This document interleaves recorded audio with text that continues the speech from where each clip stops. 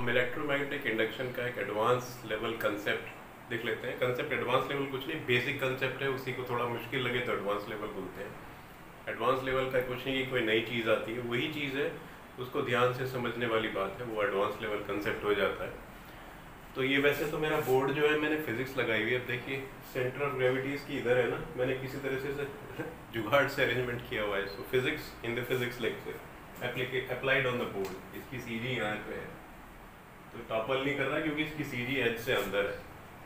सो board मेरा topple कर जाता अगर मैं थोड़ा और इधर खिसका लेता, थोड़ा सा बस मुझे झुकना पड़ेगा, कोई बात नहीं। सो क्वेश्चन है, ये एक मैग्नेटिक फील्ड का रीजन है जिसका मैं पहले सेंटर ले लेता हूँ। इसमें हमेशा ऐसे क्वेश्चन में जहाँ भी इलेक्ट्रोमैग्नेटिक इंडक्शन का जिस टाइप का मैं क्वेश्चन बता रहा हूँ उसमें मैग्नेटिक फील्ड दिया हुआ है, तो उसका सेंटर ले लीजिए। मैग्नेटिक फील्ड मेरा बोर्ड के अंदर जा रहा है and it is increasing into the plane. So B is से ये x है, ये y है, हमेशा कोऑर्डिनेट सिस्टम में कीजिए, इजी रहेगा। और ये मेरा बाहर आ रहा है z, ये हो गया x y z। b मैं बोल रहा हूँ कि नेगेटिव z में है, तो it is minus beta j। मेरा b का वैल्यू दिया हुआ है, मुझे एक स्क्वायर दिया हुआ है बीटा t ले लीजिए, beta t j। Beta is a positive constant. एक हमें दिया है यहाँ पे ऐसे कोऑर्डिनेट्स दिए हुए हैं, ये कोऑर्डिनेट दिया है a i a j। ये कोऑर्डिनेट दिया है, एक और कोऑर्डिनेट उसके नीचे दिया है a i b j।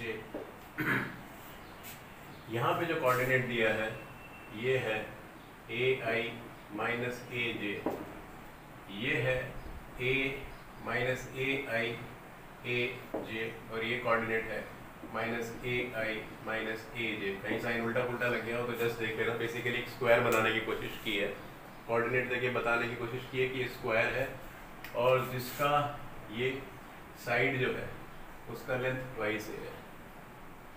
Square के साइड का लेंथ जो है ट्वाइस है, ये बताने की कोशिश की है। और हमें निकालना है electric field at this point, E Y निकालना है, जो कि बहुत ईजी है। और अगर ई एक्स भी पूछा है तो थोड़ा सा एडिशनल वर्क करना पड़ेगा। सेम ई वाई एक्स दोनों निकाल लेते हैं, पहले वो कर लेते हैं जो छोटे वाला पार्ट है जिसमें सीधा ई वाई निकालना है, उसका मैं शॉर्टकट बता दूंगा और कंसेप्ट बता दूंगा। तो इसमें ऐसे क्वेश्चन में हमेशा एक सर्कल बना लीजिए। अगर सिर्फ आपको स्क्वायर की साइड के अलोंग निकालना है, मीन्स अगर सिर्फ ये निकालना है तो ये मेथड है।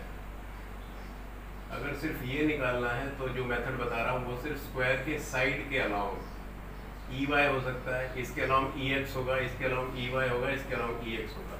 स्क्वायर के साइड के अलाउंग अगर इलेक्ट्रिक फील्ड पूछा है तो ये मेथड है। दूसरा वाला अभी मैं ई एक्स भी जब पूछेगा तो उसका जो थोड़ा डिटेल्ड मेथड है उस पर आऊँगा मैं। उस मेथड को जब मैं करूँगा तो ये मेथड प्रूव हो जाएगा, शॉर्टकट प्रूव हो जाएगा नेक्स्ट मेथड से। तो ध्यान से आपको स्किप करके देखेंगे तो कुछ छूट जाएगा। तो अब हमें जो यहाँ पे लगाना है इलेक्ट्रोमैग्नेटिक इंडक्शन के ऐसे केसेस में, जो इलेक्ट्रिक फील्ड, पहली बात तो इलेक्ट्रिक फील्ड नॉन कंजर्वेटिव है।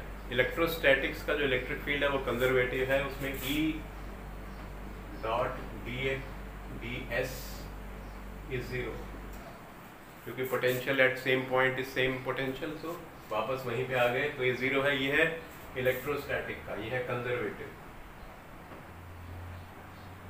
और यहाँ पे है non conservative, E dot D L यहाँ पे जो आता है इज नॉट 0 बस minus D B upon D T. ये सब आपको पता है, Lenz law, Faraday's law. So electric field जो जनरेट होगा ऐसी सिचुएशन में वो उस डायरेक्शन में होगा कि जो अगर कोई रिंग यहाँ पे रखा है, अब सिंपल सिचुएशन लेते हैं, एक रिंग रखा है, इसमें मैं कोशिश कर रहा हूँ सारे ही कंसेप्ट एक साथ कवर कर लूँ। रिंग रखा है और ये x है, ये y है, मैग्नेटिक फील्ड अंदर को जा रहा है और इंक्रीजिंग है जो मैंने दिया हुआ है वहाँ पे। So D B upon D T here is beta times J का जरूरत नहीं है। तो dB upon dt is beta. मैं इसका ये मैग्नीट्यूड लिख लेता हूँ। आपको सिर्फ डायरेक्शन देखना है, वो मैग्नीट्यूड देख लीजिए और डायरेक्शन देख लीजिए उस साइन से।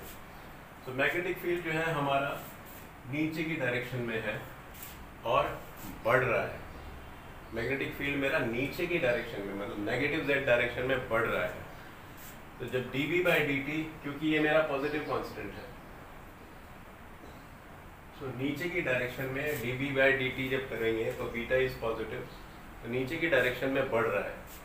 तो मेरा जो इलेक्ट्रिक फील्ड जनरेट होगा वो यहाँ पे पॉजिटिव चार्ज, वैसे तो इलेक्ट्रॉन मूव करते हैं, इलेक्ट्रॉन की वजह से करंट होता है, ड्रिफ्ट वेलोसिटी इलेक्ट्रिक फील्ड में, लेकिन हम सिंप्लिसिटी के लिए एज्यूम कर लेते हैं कि सपोज प्रोटॉन मूव कर रहे हैं तो इलेक्ट्रॉन के अपोजिट मूव हमें एज्यूम करना पड़ेगा, पॉजिटिव चार्ज। लेकिन जो करंट का डायरेक्शन है वो पॉजिटिव चार्ज का ही होता है, तो इसलिए हम पॉजिटिव मूव कर रहे हैं, मूव पॉजिटिव नहीं करते हैं, मैं फिर क्लैरिफाई कर रहा हूँ, पर हम एज्यूम कर लेते हैं पॉजिटिव चार्ज को देखते हैं। तो करंट इसमें ऐसा जनरेट होना चाहिए कि इलेक्ट्रिक फील्ड को अपोज करेगा। तो करंट ऐसा, ये मेथड है निकालने का, राइट हैंड थंब रूल। ये करंट का डायरेक्शन है तो मैग्नेटिक फील्ड ऐसे होगा। तो मैग्नेटिक फील्ड इसके अपोजिट होना चाहिए, क्योंकि आपको जो चेंज, जो फ्लक्स जो चेंज प्रोड्यूस कर रहा है उस फ्लक्स के चेंज को अपोज करना है।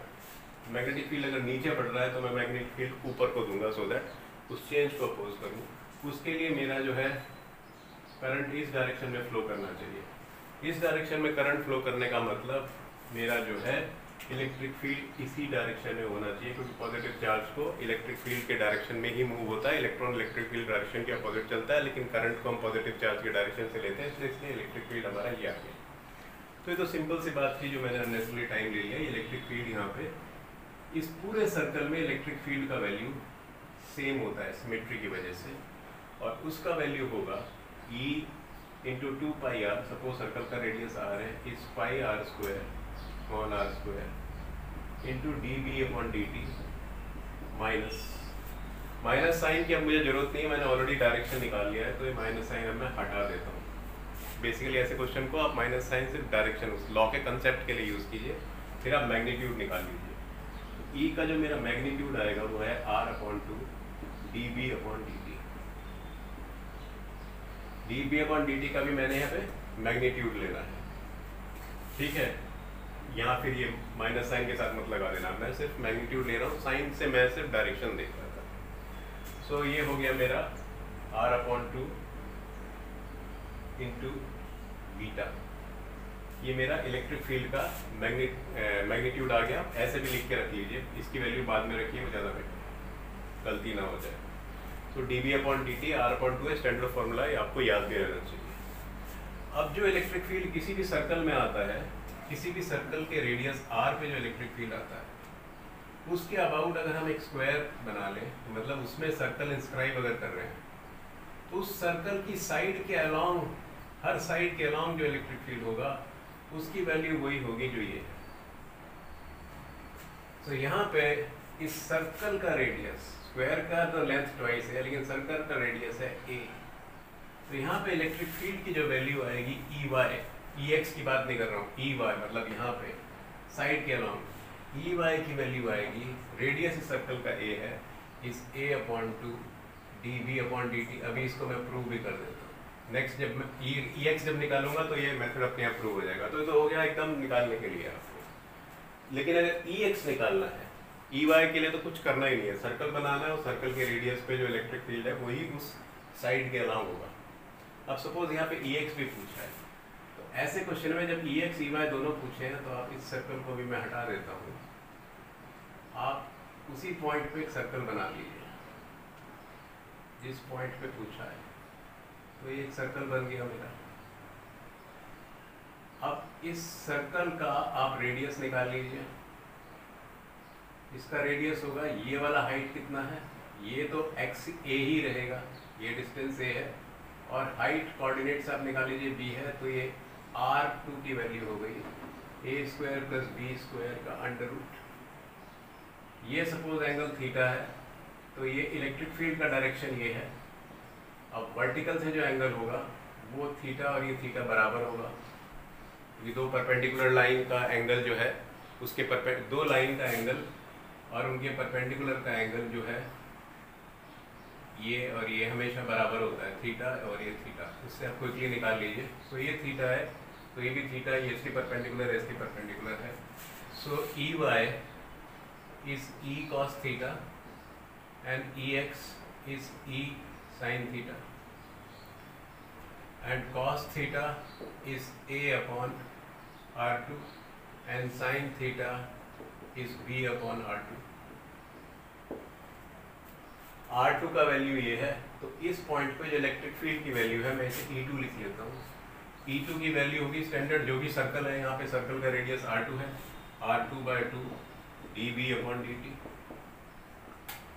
E2 का वैल्यू आ गया, तो ये E2 है। सो EY का वैल्यू होगा R/2/2 dB upon dt into cos theta A upon R2 which is A upon 2 dB upon dt। वही आ गया हमारा, क्योंकि EY तो सेम आना था, मैंने बोला था EY तो वही है जो छोटे वाले सर्कल से सीधा हमने निकाल लिया था, वही वैल्यू आ गया EY का। EX का वैल्यू आएगा R/2/2 dB upon dt into B upon R2। सो EX का वैल्यू आएगा B upon 2 dB upon dt। Means ये वाला जो कोऑर्डिनेट है, इस कोऑर्डिनेट के हिसाब से आपका वैल्यू आ जाएगा EX का। और डायरेक्शन आप ध्यान रखना, अब मैं वेक्टर फॉर्म में अगर आंसर में ऐसे दिया है तो EY की वैल्यू तो मैं लिखूंगा J वेक्टर फॉर्म में EY, क्योंकि पॉजिटिव Y की तरफ है, और EX को वेक्टर फॉर्म में लिखूंगा माइनस यूनिट वेक्टर I, क्योंकि इसका डायरेक्शन जो है X एक्सिस के अपोजिट है। तो ऐसे कंसेप्ट्स को आप, बेसिक कंसेप्ट आपको ये याद रखना है। शॉर्टकट वाला मेथड तो इजी है, और किसी भी पॉइंट पे निकालना है तो वहाँ पे सर्कल बना लीजिए। सर्कल बनाने के बाद आपका उसमें आंसर आ जाएगा।